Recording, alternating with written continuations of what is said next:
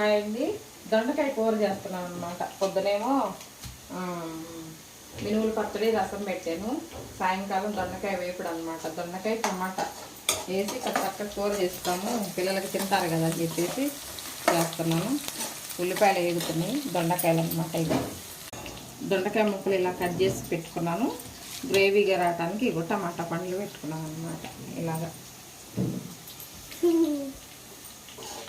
దొండకాయ కూర తింటావా? తింటావా? పిల్లల కోసం వాళ్ళు ఏదంటే అది చేయాలి కదా. ఏం తింటావమ్మా? పీస్ మిఠాయి కాదు, సోంపాపిడి. సోంపాపిడి తింటుంది మా మనవరాలు.